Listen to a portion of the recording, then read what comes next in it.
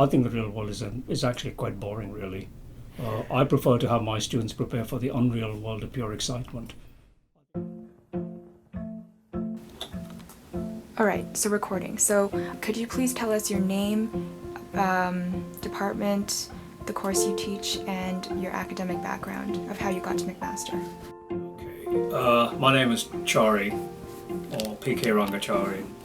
I'm a professor emeritus in the Department of Medicine at McMaster University, and I have been on faculty since 1983, I think. I grew up in India at a very interesting time, got my medical degree from there, got my PhD in pharmacology from Edmonton, did a postdoc in San Francisco, then went to France and Paris, then I went back to India, then I came back to France, then I came to Mac, then from Mac I went to Harvard, and then I came back as a faculty member in 83, so it's been a very complicated route. So at the moment I'm technically retired, which means I'm working a lot.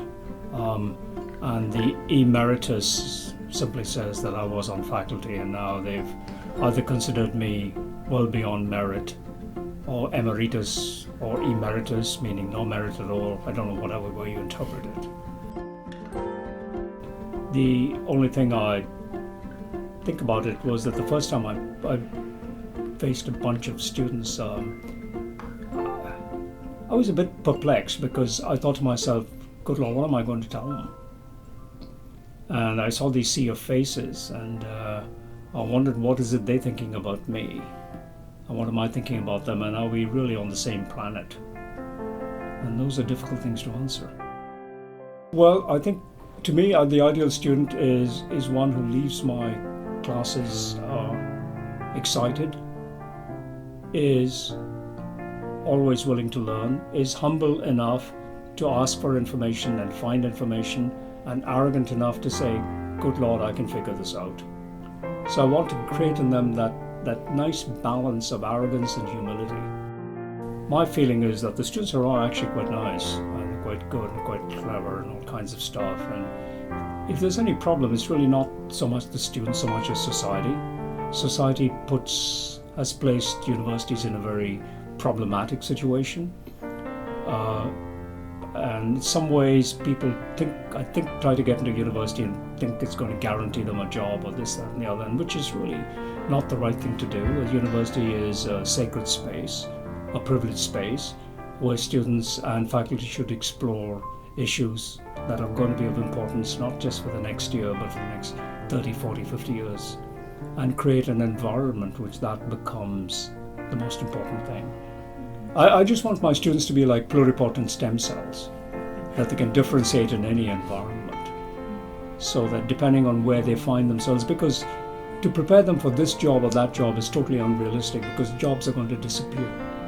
New jobs are going to be created. Things that you thought of taken for granted are just not going to be there anymore. And I always say that my realization, and I think which students do realize, is that living in a safe and privileged country, you owe an obligation to actually utilize that information to the best of your abilities. Because life's not going to be easy, and you got to persist with that enthusiasm, so that when you're in my age, when you're 70, you just get out of bed in the morning and say, good Lord, it's going to be really exciting, and you're going to have 2 kids coming and interviewing me about my life. What a glorious life it is. You've got to have that sense of flexibility and commitment. And things may just not work out, but that's the way it is.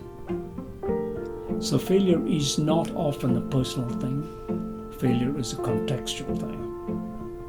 And that's why I think when students say, oh my God, I failed, you have to ask the question, what did you fail at? And even more importantly, was it worth succeeding? Things work in unexpected ways. You often find things you're not looking for, but you got to make sense of it.